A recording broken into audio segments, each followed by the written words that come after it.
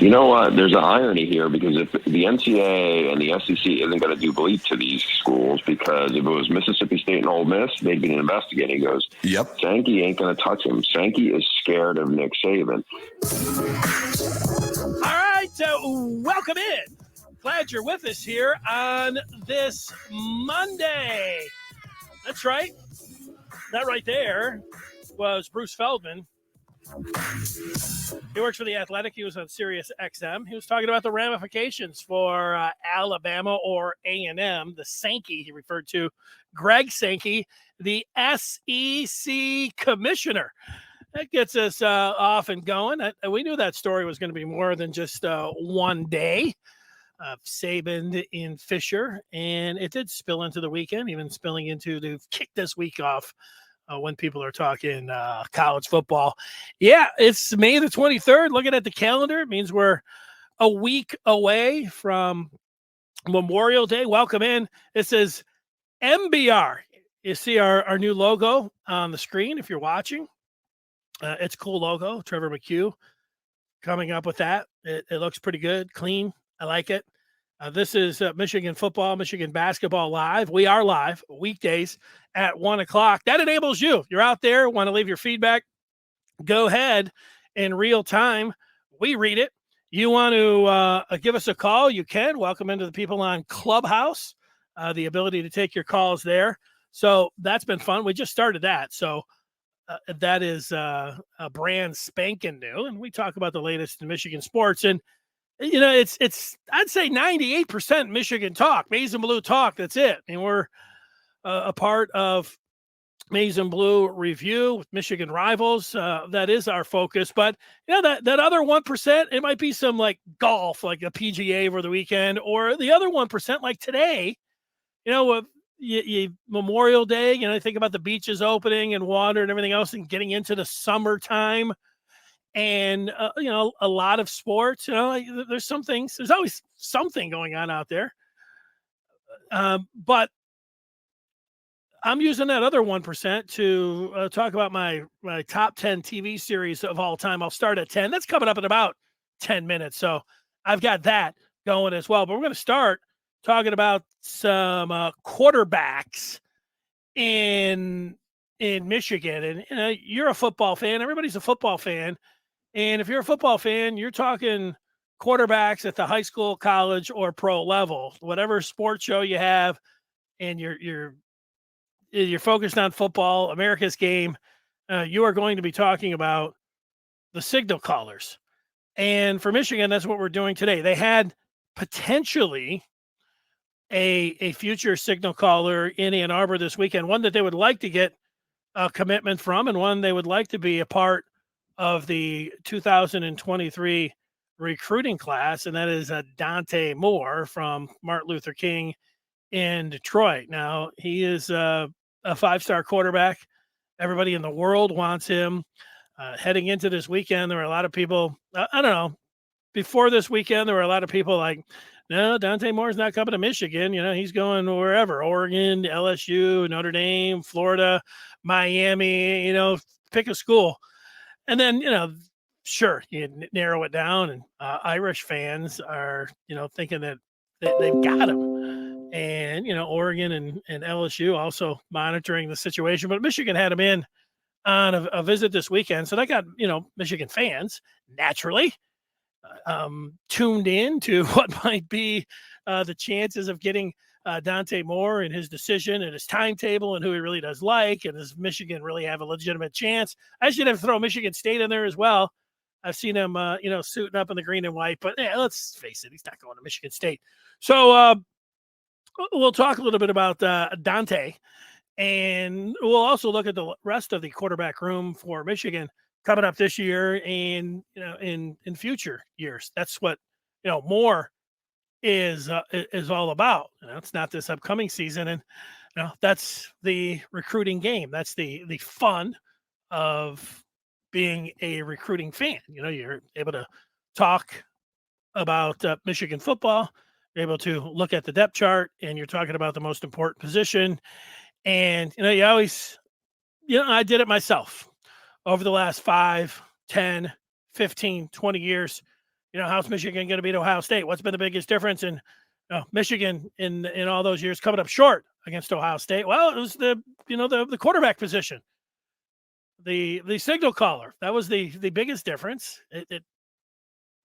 Anybody that broke down that game that wasn't talking about it being that, being number one, now that can go right to recruiting. You could say recruiting, kind of more of a blanket statement, but if you really wanted to zero in on something, quarterbacks and I don't know if it's a funny thing, or ironic thing, since we were talking about it so much, that this past year, while Cade McNamara was fine in that game, he threw that interception right before halftime. He threw the ball to Cornelius Johnson, an excellent pass to him. But really, Michigan won the game with, again, this is the ironic part. I always talk about quarterback. Michigan won the game because their defensive line, in particular, Aiden Hutchinson, was dominant, one of the most dominating performances in any college football game that you'll find. Certainly Pro Football Focus, when they looked at pressures and all of that, one of the greatest games by a defensive player. And then Michigan's offensive line, and then Hassan Haskins going for 5 touchdowns in that game. So that's what the biggest reason was for it. But all that being said, we still know that quarterback really important. And Ohio State's an interesting team to talk about, because we have seen over the years, like if we're just talking about quarterbacks, and I've heard this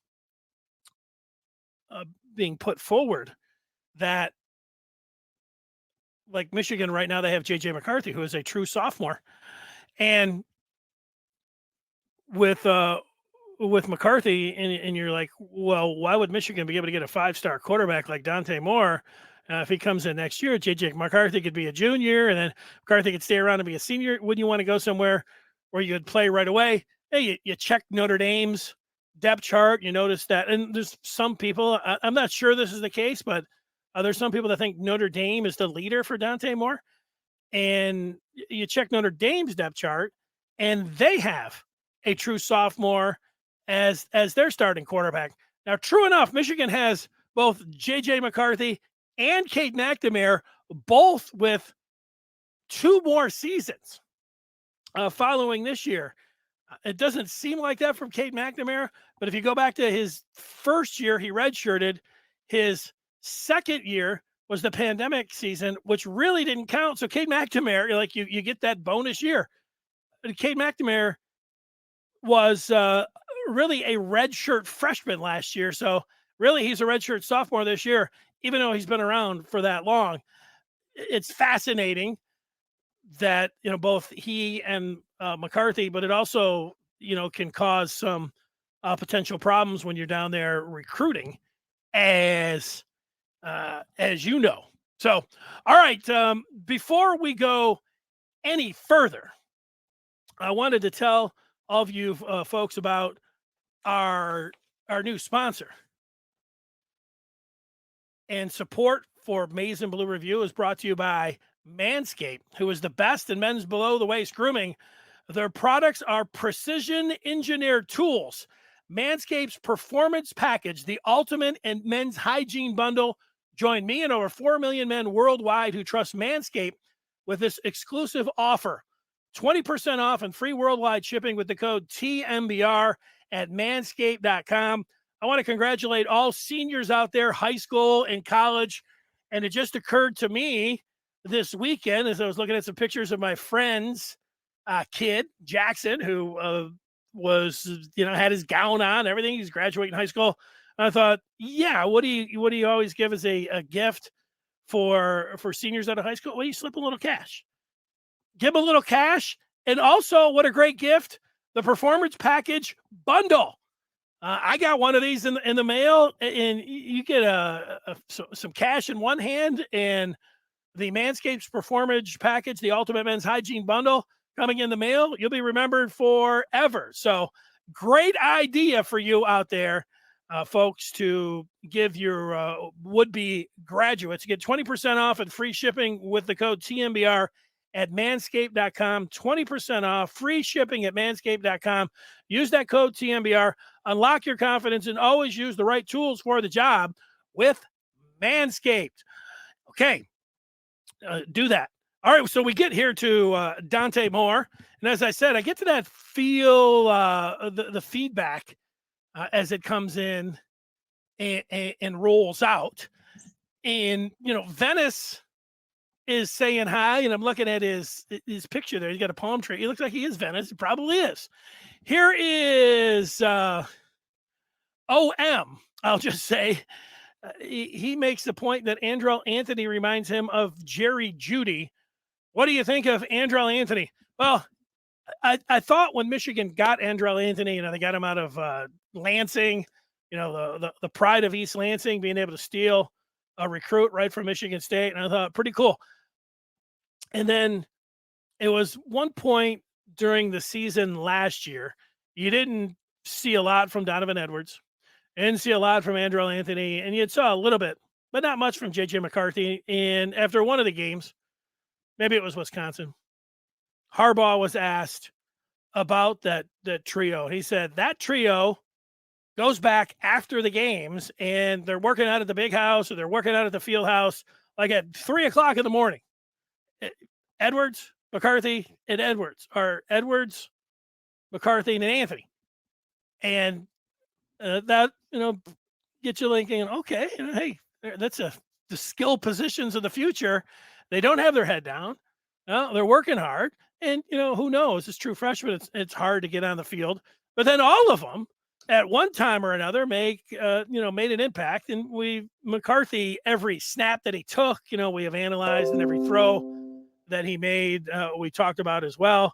And then you think about the Big Ten title game with Donovan Edwards throwing that touchdown, or what was it, the Maryland game where Donovan Edwards had 10 catches for 170 yards, the 77-yard touchdown. I mean, he announced but the guy that made the biggest impact for Michigan was Andrel Anthony. It was in the Michigan State game.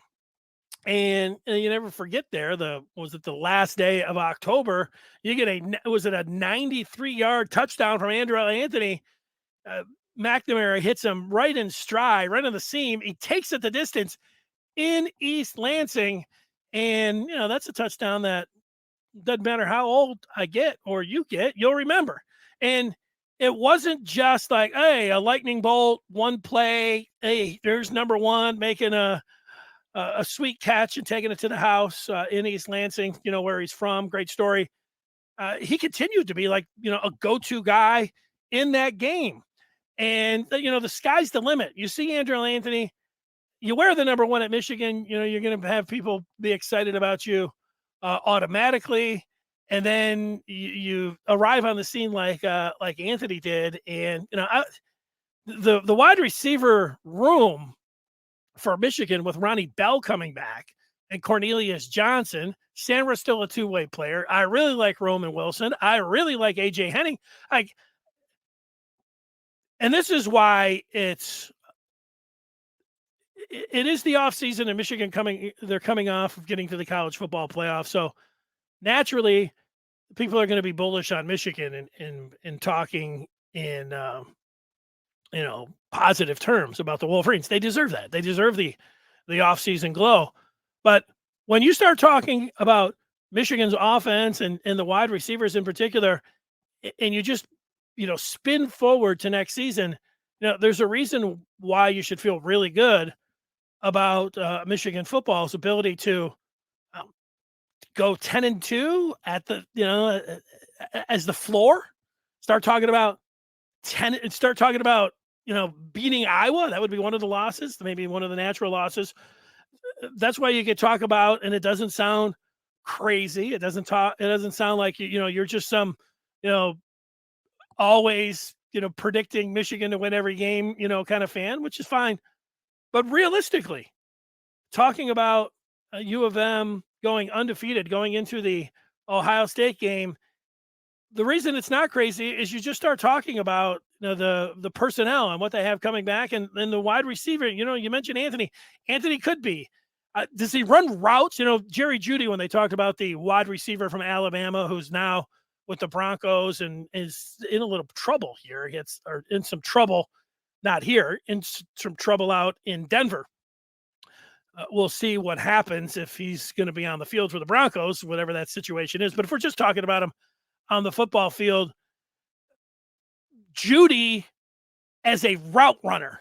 That's anytime you heard anybody talking about Judy coming out of Bama, they talked about him and being this, this great route runner. And if you can get that, did I notice Anthony being this, coming off the line, precision route runner? No, for me, but so that's the thing where I say, hey, Judy's a great wide receiver, and everything else, but yeah, it's fun to talk about. There you go. The long answer to a short question. Antoine. Hey, this is the way it's done. Antoine, somebody asked you a question about Antoine Anthony. I should have just went to Antoine. He said, Anthony's going to be a monster. How about that? It's the way to get it done.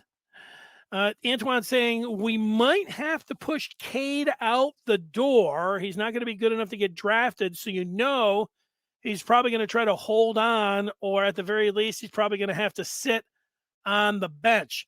All right. It's good. It's a good lead in here.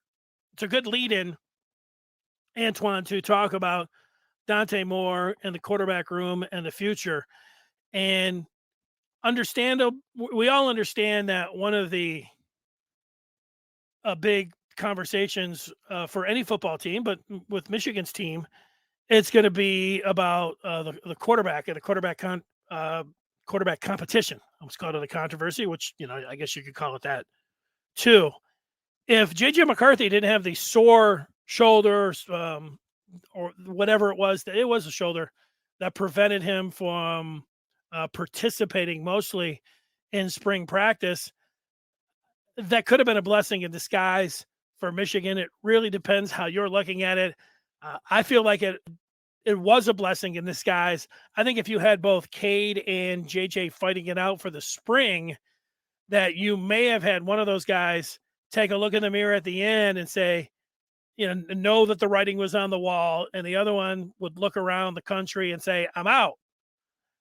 Could have been McCarthy, could have been McNamara, but as it played out, because they couldn't compete, and Cade was, taking all the reps as the starting quarterback, that there's no controversy right now. On September the 3rd, you can bet, dollars to donuts that Cade McNamara is going to be the starting quarterback for Michigan. Now, how it plays out after the first snap against the Rams on September the 3rd, it's not anybody's guess, but there's a lot of different ways you can go. I'm pretty sure that McCarthy is going to play a ton against Colorado State. Heck, you could start McCarthy against Hawaii and bring McNamara in and switch it around just to give JJ, give him the start, see how he does. You don't have to worry about it. It's going to be the Rainbows. You could flip back and go McNamara against UConn. You could come back and then make the decision for the Big Ten opener. And all right, who's played the best in those three games? The competition. It could be JJ McCarthy. All of that is in play. And I'm not sure Michigan right now, I'm sure they have talked about it a little bit, how they're going to, divvy up the snaps and what they might do in the non-conference schedule. That they can't come out, not like Jim Harbaugh can say, yeah, we got 3 real easy games to start. We're going to play everybody. You kidding me? Now, that's what you want to do. And then they go out and they're tied against Colorado State at the half. Then you got to throw all that out the window. The point here is that you're going to have both of these guys competing this year, which for Michigan football is a good thing, that they're both there. And, as it's presently sitting here with the 2 deep, both of these guys are going to play this year. That is the positive thing about Michigan. Now, what does it mean for future QBs? I mean, Dante Moore comes in. Like Dante Moore, he's about as good as it gets when you're talking about, as much as J.J. McCarthy is exciting and everybody's fired up. Dante Moore is more highly thought of as a prep signal caller than McCarthy was. Here is the 23 QBs. Arch Manning, you may have heard of him. He's number 1. This is the Rivals board. And the second best quarterback, according to Rivals, committed to Lincoln Riley in USC, Malachi Nelson, he's ranked 3rd overall. You don't have to go very far to get to Dante Moore. He is the 3rd best pro high school prospect, and he is ranked overall number 6 in the 23 class. 6'3", pro style quarterback, 5-star, MLK, undecided, was at Michigan this week. What did Michigan say to Dante Moore this weekend? This is the part where I'm working for Michigan Rivals, and we had the national guy from Rivals, Adam Gorey. I saw him posting some things over the weekend. Josh Henschke. You go down to the list. Zach Libby, who does recruiting for us. All of these guys tapping into their sources, both from the Michigan side through Dante Moore, and they've put it all out there. I purposely, I looked at it a little bit. I couldn't help myself, but I didn't comb through and analyze every statement and everything everybody's saying. I think for me, it's good to get an arm's distance here when it comes down to Dante Moore, in that I think Michigan, for sure, if I'm talking to Matt Weiss, the quarterback's coach and offensive coordinator who met with Moore this week, yeah, I'm sure if I talk with Matt Weiss, he's going to be pretty pumped up, and he's going to feel pretty good about Michigan's chances with Dante Moore. I think the same with Jim Harbaugh, maybe anybody on that offensive staff, the recruiting staff, anybody else that, has the ear of those guys. I'm sure Michigan's churning out a lot of maize and blue. I don't want to call it propaganda, just feel good. You have the kid in, everything feels good. I've seen it too many times. Like, I'm sure Dante Moore felt really good. I'm sure Michigan feels really good about it. And it's the same thing with any analyst. And these guys, our guys, any guys, they got to be like Sherlock Holmes. They got to be able to sift through all of that and talk to the camp and try to figure all that out. I'm looking at it like this. Dante Moore is right in Michigan's backyard. And, Michigan winning last year was a big thing. Being able to show, like in years past, like last year at this time, if Michigan was talking to Dante Moore and you said, well, look, we got everything that you want. We've got the academics, we got the tradition, we got the stadium, we got the uniforms, and we got it all. And then Dante could come back about, well, what about the college football playoffs? I want to win it all. And you'd say, well, you can be the guy to lead us there. What about a Big Ten championship? Well, you can be the guy what about beating Ohio State? Yeah, we need you. Now that they've done it, that really helps the recruiting pitch. It's a lot easier to recruit to Michigan right now if you're a coach, when you're the defending Big Ten champs and you went to the college football playoff and you talk about, now we want to get in there and win it all. You could be that final piece, like that icing on the cake. The question Dante Moore could have, and this would be the interesting part, and I don't know if anybody has this answer except Harbaugh. Dante says, Jim, what's going to happen with Cade and JJ, McCarthy and McNamara after this year? How's Jim respond to that? Well, we're going to let them both compete. Are they both going to be here for 2 more years after this season? Is Jim Harbaugh going to say, we hope so, and we hope for you that you redshirt as a freshman, and then we'll let you play with 2 other quarterbacks? I mean, that doesn't sound very realistic. Hey, it's yours. The quarterback position's yours as a redshirt junior. And then you'll have 2 years. And you'll be number 1 pick of the draft. Now I don't know how, if are you selling it that way? Or are you being realistic and saying, and this is why I don't know how Harbaugh says this. I'll say it. It is very realistic that Michigan, I don't want to say they caught a break, a blessing in disguise, having McCarthy not be able to throw in the spring. So the competition, they're both going to be on the roster this year. But I don't think that both of those guys are going to stay on the roster next year. How realistic is that? And maybe that's exactly how Jim Harbaugh says it. One of these guys is probably going to transfer. Is he going to say that? I don't know. It's the $1 million question. Very interesting part to me. How Harbaugh would go through that. I am not sure. What he's going to say, how he would do it, but it's the $1 million question. So the one part when you talk about Moore, and let's just look at the other intriguing part to this is just the future of recruiting. And so the future is when you look at, we just talked about Cade McNamara, we are talking about JJ McCarthy and how that could work out. And then we're looking to next year where you have the third best pro style quarterback in Dante Moore, who was visiting this weekend. You've got Bowman, who is a senior from Michigan. Wolverines brought in two freshmen, saw him in the spring game. Jaden Denico from California, Alex Orji from Texas. Orji running the ball, looking like a pretty strong, physical runner, as well as somebody who could spin it a little bit. Some promise there. If Michigan did not get Dante Moore, and you look then to the following season, when you're talking, so now we're going all the way to 2024. I know you got to kind of pay attention to this. And I've put up, they've got the rankings for the pro style quarterbacks for the following season. The top rated QB is a kid out of North Carolina named Jaden Davis.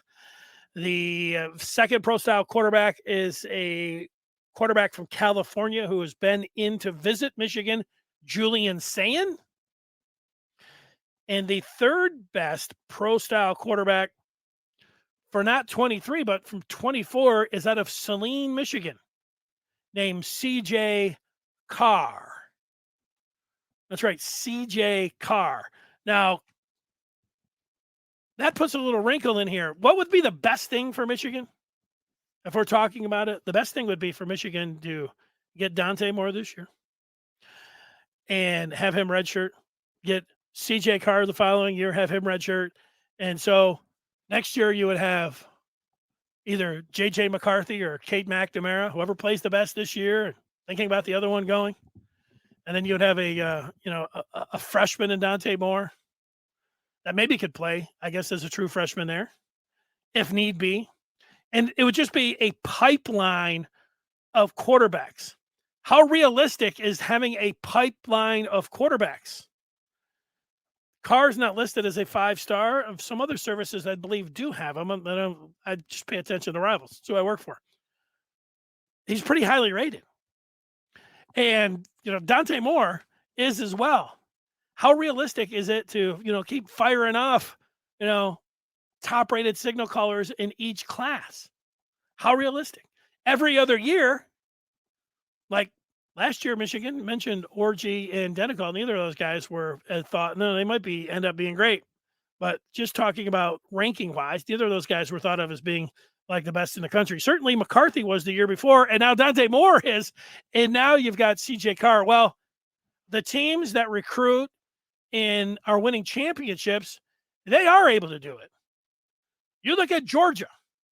They had they were getting every quarterback in the book. Justin Fields was there. He couldn't get on the field. They had another guy transferring to Washington. I mean, it was tough. And Fields goes to Ohio State, and there's another team, Ohio State. They bring in 5-star quarterbacks like every year.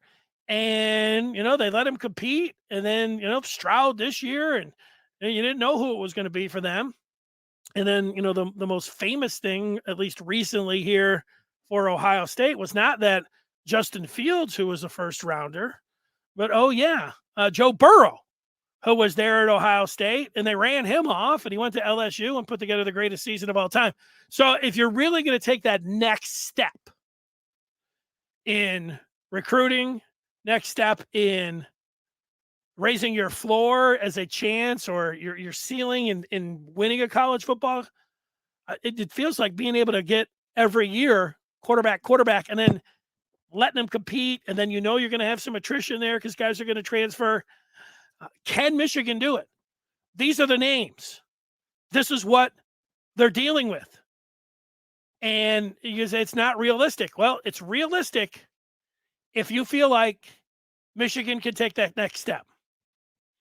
And yeah, Michigan was a top 10 recruiting team last year.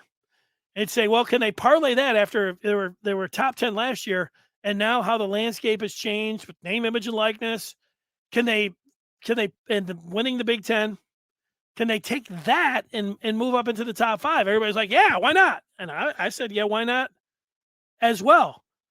And then part of that is specifically zeroing in on these QBs. Now, if you could tell me you start playing that game, and these are the kind of games you play in recruiting.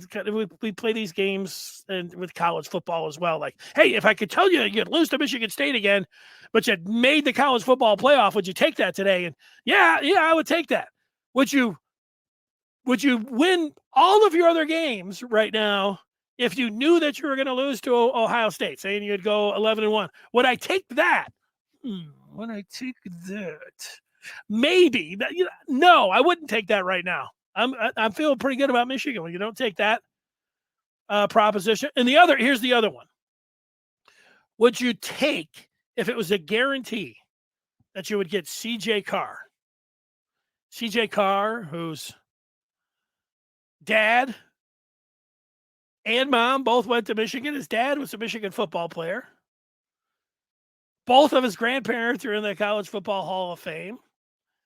His one grandfather's got a Super Bowl ring and played at Michigan, holds all the interception records. And his other grandfather was the coach at Michigan, Lloyd Carr. I mean, he's got Michigan written all over him. You might say it's a guarantee anyways. At least you feel pretty good about Michigan's chances. I don't know about any guarantees.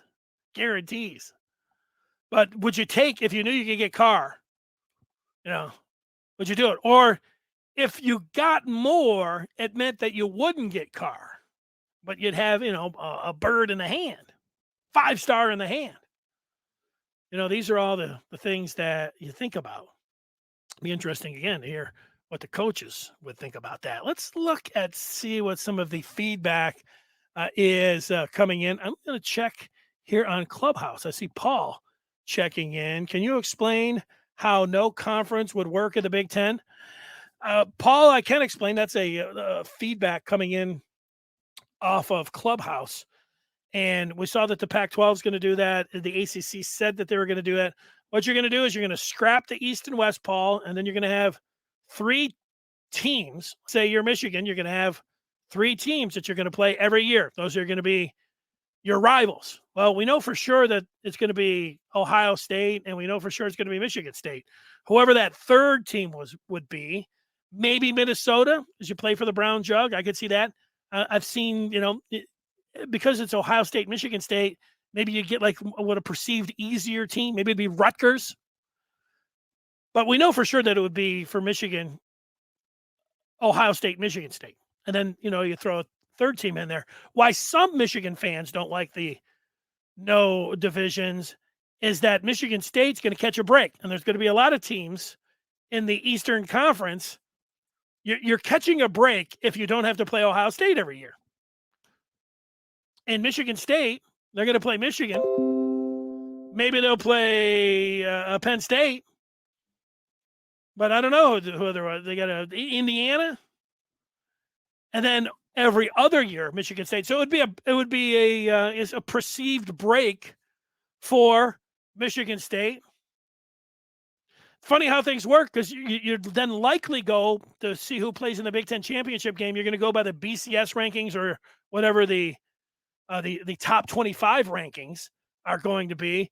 And remember last year when Michigan lost to Michigan State, did they overtake them in the rankings the following week? So Michigan was number 6 versus number 8. Michigan dropped down to 9 pretty quickly. They were up to 6 2 weeks later against Penn State. So that's how it works. Explaining it without putting up any charts or anything on it. Let's look at some more of the feedback. We got a lot coming in. So let's zip through not just some. We look like we've got 100 things coming in here on the feedback. So I'm going to have to skim through really some of it. Antoine mentioning if Dante Moore sees the Ferrari, instead of occasionally taking it out for a ride to the corner, maybe he would come to Michigan where he's not handing the ball off all day. It's interesting that you mentioned Ferrari, Antoine. There's a picture on Twitter of Trevor Keegan and Zach Zinter. They're Michigan starting guards. They're in a white Lamborghini, and I saw Keegan saying that he is in with a name, image, and likeness deal with Lamborghini. And so I'm thinking that that's Keegan's white Lamborghini that I saw a picture of him in this morning with Zinter, 2 offensive linemen in a Lambo driving around Ann Arbor. You're going to know that they're Michigan's starting guards. Zinter tweeting that the NIL has been good to them. That's good, because there's a lot of people saying NIL is not good for Michigan. Why can they get in there? And, the funny part to that tweet is, I remember talking to Gerald Wangler, who runs Valiant, part of, a third party that is involved with helping some of the athletes get some name, image, and likeness deals. And remember talking to Wangler, he's like, this is not Michigan handing out Porsches and Lamborghinis. And yet now that if you are on the team, in fact, it is. You can get a Lambo or maybe a Porsche. I know I've been in the Porsche dealership right there on Main Street. It is a nice 3-wood. Maybe not if you're Mito Pereira, but a nice 3-wood right down State Street to the field house, that Porsche factory. Not factory, Porsche. We're not in Stuttgart. The Porsche dealership. All right, I'm taking a long time here. Antoine just talking about the running game. There's the question about Andrew Anthony. These guys talking about the quarterbacks here. Are you able to go back to the top of the chat? I chatted earlier. I'm glad you mentioned that, Antoine, because I thought that was left over from last week, but it threw me off because I'm like, I usually have a fresh one. Let's see. Antoine mentioning some of the QBs. I can go back. Harbaugh doesn't like 5-star quarterbacks. He likes to sit them on the bench and play check down specialist so he can run the ball. Well, that's another interesting part.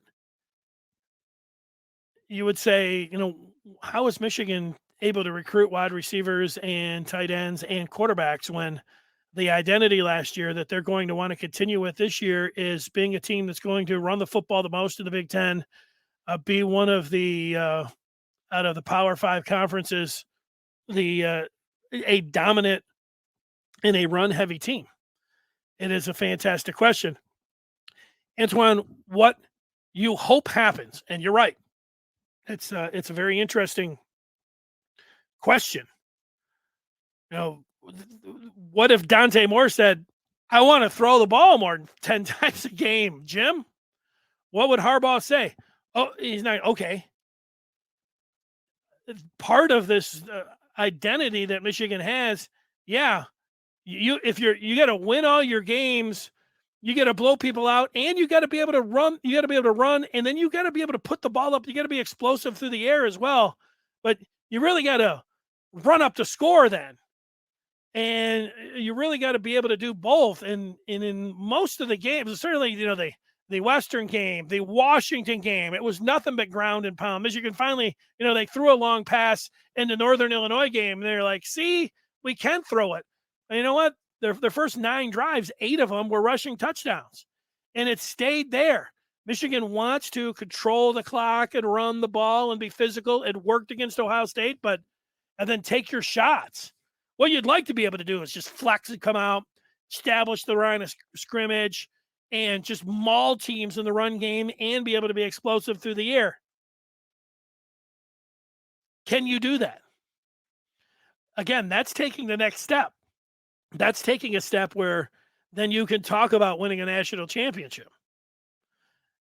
If Michigan's just good, and they have the personnel. Antoine hit on it more than even talking about, if you're Dante Moore, talking about, the quarterbacks that are on the roster, that question, how much am I going to be able to throw the ball? Great job, Antoine. Antoine saying it's a shame to have a quarterback that's better than Ohio's quarterback. And you could see JJ was better even in the Georgia game. Well, here's the thing. In the Georgia game, the game out of reach. The thing I'd say, Antoine, when it comes down to,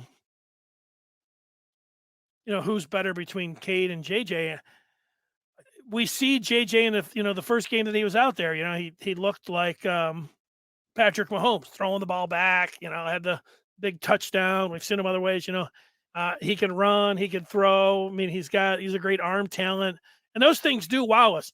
And I think everybody that would evaluate Michigan's quarterback situation would say this, that the higher ceiling is JJ McCarthy. They're even talking about it in the Orange Bowl. It's like, well, if you want to, you can win a Big Ten championship with Cade, but can you beat Georgia? Can you beat Alabama with him? And you might be able to, but there's a lot of flash and arm talent and a higher ceiling with McCarthy. Now, where's McCarthy's floor? Is he going to be able to run the team? Is he going to be able to stay away from turnovers? You look back to the Michigan State game, and you can look like Patrick Mahomes all you want and Aaron Rodgers, but if you're over there, and I'm not blaming it all on it. I'm saying it was a shared responsibility. That turnover he had in the Michigan State game, and he dropped the ball again earlier in the series or two before that. He dropped the ball. He was able to recover it and ran it out of bounds. So maybe he's able to do all that. Maybe he's able to take over the starting quarterback position as soon as Maryland or Iowa, next year. Maybe Cade would be able to perform himself. I don't think, Cade McNamara has one bad series against Hawaii and McCarthy takes over, but it could be a bad series and a half, two bad series, certainly a average half against UConn. Do I think McCarthy could go in there and, he could be the starter the rest of the way? I certainly do. That's the competition. That's how it could work. That's, I think, what a lot of people expect to happen. A lot of people, talking about that via the feedback here. We'll take some more feedback. I'm saying that JJ reminds him of Justin Fields. Good runner, strong arm. All Michigan has to do is start JJ, and if he fails, let him learn in the 3 non-conference games.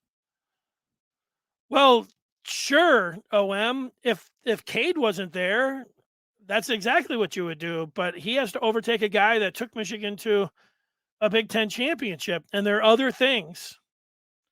There is a chance. If we're sitting here talking about who's going to be Michigan's starter against Iowa on September the 1st, I think it's a 60% chance that Cade McNamara starts against Iowa. Now, I don't know what you think, and I don't know what other people think. But that's a pretty good chance. That means there's a 40% chance that J.J. McCarthy could be the starter by the Iowa game, and he could be the starter the rest of the way. And then you can come up with all kinds of different scenarios. If Cade McNamara was the starter against Iowa and Michigan didn't have a good half, McCarthy could take over in the second half. He could be the starter the rest of the way. McNamara doesn't have, let's go back to last year.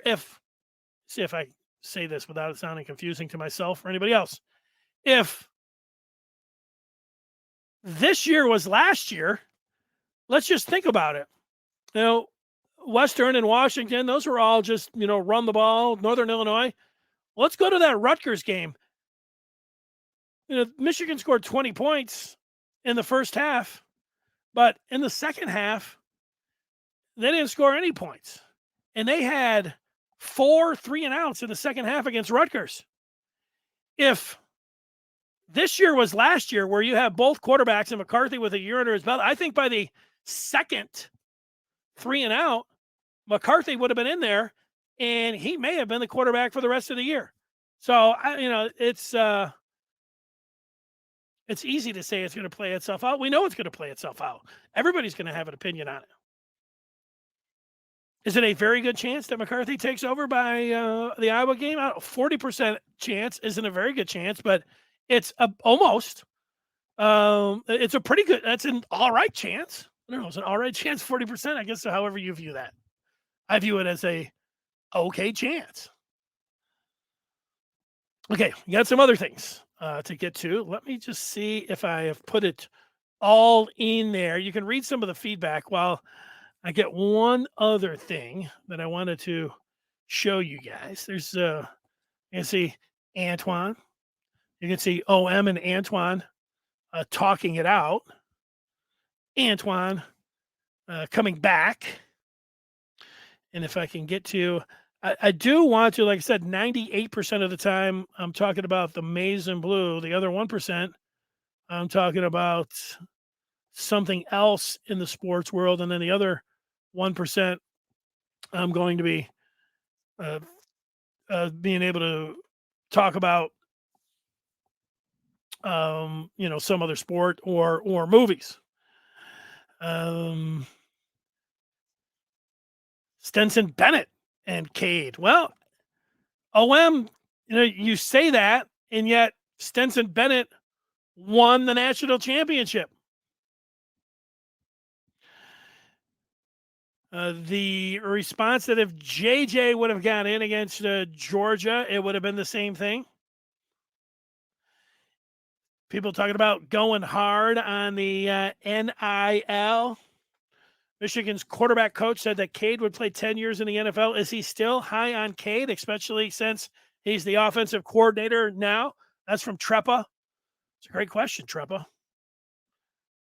He threw that comment out there last year, which I don't know if it took people aback, but it's like, wow, 10 years in the NFL.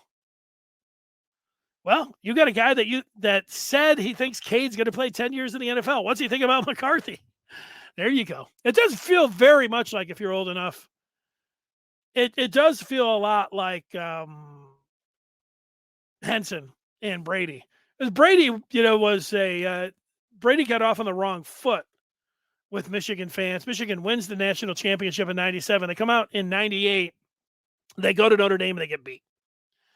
They come back for the home opener against Donovan McNabb and Syracuse and they get beat. So they go 0-2 after winning the national championship. And, you got Tom Brady who's been there, but people that Tom Brady's first pass he ever threw for Michigan was a pick 6 against UCLA that was taken the other way. And then he plays his first 2 games and he loses them both. So for people to go back and say, oh, yeah, I was really high on Tom Brady after he went 0-2. No, you weren't. You had a 5-star local kid, the greatest home run hitter in baseball, but decided to go football. And you had him sitting there. And the thought is, why not go to the super freshman when, this season looks like it's over? Now, Tom Brady ends up rallying Michigan, taking them all the way back and, having a pretty good year. And then, they did split time the following year, but Henson never started a game when Tom Brady was at Michigan. You always hear a lot of people say, oh, what are you talking about? After what they put Brady through. What do you mean what they put Brady through? Brady, in the end, sure, he didn't get to start at Syracuse and at Michigan State when he was a senior. Henson came in and he won the Syracuse game, lost the Michigan State game. But by the Northwestern game, there was no more, flip-flopping or Henson playing. It was Brady. Maybe at the end of the Illinois game, they let Henson came in because he had the stronger arm. But, he persevered. And and ended up making and beating them out by mid-season, certainly mid to late season. Some common mistakes that people make. Cade is Joe Flacco. Cade is the quarterback when your quarterback is hurt and get you through a year. Yeah, I think, and generally, you know what, Antoine and some others are saying, this happens a lot with any backup quarterback, and certainly a star waiting in the wings, which McCarthy is. People are going to want the backup, and they're going to want the highly touted kid. It happens. That's why it is shades of Tom Brady and Drew Henson. And that's why if, let's just say, McCarthy ends up coming in, overtaking Cade McNamara like a lot of people think, like I said, I think there's a chance, 40% chance it could happen by the Iowa game. And ultimately, I do think it will happen. And so Cade transfers. And let's say Dante Moore does commit to Michigan. And he comes in next year. And J.J. McCarthy, Michigan beats Ohio State again, goes to the college football championship game again. And they've gone to back-to-back college football playoffs. They've got Dante Moore as a true freshman next year, and J.J. McCarthy is a true junior. And Michigan goes out, and they're not going to lose any non-conference games next year because it's Cupcake City just like this year. Well, they drop an early game. You know how many people are going to want Dante Moore over J.J. McCarthy? Oh, Dante Moore. As sure as we're talking right now, that would happen. Or let's say that McNamara somehow, stays the course. Not somehow. I mean, we know that he can do it. McNamara goes out there, wins the Big Ten next year, 2-time Big Ten champion. So McCarthy's like, I can't even get on the field. Transfers. But Dante Moore commits to Michigan. And as a true freshman next year, you got Cade McNamara back to back the Big Ten titles. People would still be calling for a Dante Moore. You could say, no, not as a true freshman. Well, what if he stayed around for the following year? It would happen. The point is, we all always love the backup QBs, and we always love the 5-stars. So if you got a 5-star and he's a backup, it's like, woo! You get the double barrel situation coming in there. All right, couple other things to get to. There is the quarterbacks. I mentioned about Zinter and Keegan. Picture in the white Lambo with Zinter talking about the NIL has been good to them. Okay, here's the 1%. I've put together a top 10 TV series of all time. And, apologies go back to, this reminds me a little bit of the Jordan and LeBron debate. Mostly when people argue about LeBron and Jordan, they don't put Wilt Chamberlain or Bill Russell into the mix because those guys, the majority of people, you started at 1980 because not a lot of people saw Wilt Chamberlain play. So you just moved on. And in this case, like when you talk about top 10 TV series of all time, like I liked MASH. Like MASH was a great series. I liked Sanford and Son, the Brady Bunch, when I was growing up, but it doesn't compare to TV series now and the premium series and all of these different ones. And so I'm going to just give you my 10. And there might be one of them that you'd say, I didn't hear that one, or I will try that one. Fithian said that he liked it. So with that, here it is. And I'll just give you one a day, count it all the way up to 1. At number 10, top 10 TV series of all time, I put SOA, Sons of Anarchy. I debated. I had just finished Ozark this week, and, it's a pretty watchable series, Ozark is. I enjoyed it. It is. It fits right into my favorite genre, which is gangster, mafia, cartel, any of that. I mean, that's all Ozark was. So there's no doubt it was right in my wheelhouse. But in the end, and even though, the final season of Ozark, even the final episode at times, I'm going thumbs down. I actually thought the ending wasn't all that bad. I'm not going to spoil it for you and debate it, 'cause a lot of people, haven't seen it as of yet. But I didn't think it was all that bad.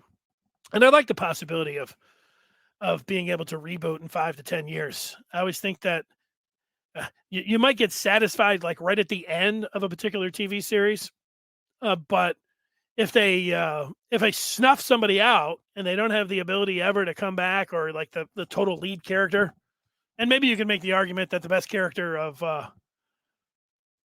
Ozark doesn't make it. So I'm not going to give you anything more on that. But Sons of Anarchy over Ozark and over Orange is the New Black, which I would also encourage. I like both Ozark and Orange is the New Black. It was going to make top 10 all time, but I just couldn't put them in there above Sons of Anarchy. If you have never seen Sons of Anarchy and you like gangs, you like cartel, you like violence, it's got it all. I mean, in spades for you there, Sons of Anarchy. You got 7 seasons and 92 hours if you want, and all of them are good. And it has a great final episode. I love this. That's why I ended up putting it in my top 10. Let's just take a quick look, if we can, at the cast of Sons of Anarchy. Let's see if I can blow it up a little bit. You can see the pictures. I'm going to tell you that Charlie Hunnam, I don't know what, he has been in some other things. He's a good-looking guy. My wife reminded me of that as she watched half of the series. It got a little bit too violent for her. So one thing, like, you don't like big-time over-the-top violence, well, then Sons of Anarchy is not going to be for you. You don't have to like biker gangs. You don't have to get a Sam Crow tattoo, but it ends up being an awesome series. Now, you may remember Katie Segal from Married with Children. She is awesome as the mother of Jax Teller in this one. Gemma, she's great. Maggie Siff, who you see there in the middle, she's on Billions now, as the shrink on Billions. This was the first show I ever saw her on. You just look through here. Opie, Tig, there's Juice. That doesn't look anything like, he's got a tattoo on his head in Sons of Anarchy. There's Dre D. Mateo from The Sopranos. She's in Sons of Anarchy. Here's Jimmy Smits, the great actor. There's all through here. Dayton Cali. I don't know if you know who he is or not, but he's pretty good in there. All of these guys. There's a huge cast. I guess when you have 7 years, that's what's going to happen. But there it is. I will tell you again, number 10 on the list. I will give you Sons of Anarchy. All right, coming up tomorrow here on Michigan Football Live, we mentioned Harbaugh, how Harbaugh and the Wolverines will beat the Buckeyes in back-to-back seasons. We'll get to that. Don't forget, join the Maize and Blue Review today, MichiganRivals.com. We're talking about all these, like I've talked about, just almost an hour here by myself, and with the feedback coming in the clubhouse feedback. We do this for the other 23 hours of the Maize and Blue Review. So check that out. Subscribe. Great Father's Day gift, great birthday, great graduation gift. You got a Michigan fan in your life, you slide a subscription to Maize and Blue Review. This will be a fantastic prize for the Michigan fan in your life. We're on YouTube, Facebook, Twitter, Instagram, and oh yeah, TikTok, which I'm behind. And once I've been throwing some TikToks up there, I'm working on it. And we do take your calls on Clubhouse. So thanks for watching. Thanks for everybody. This was the most feedback that we ever got was today. and trying to go through all of it was tough. That's why we were able to get through exactly an hour.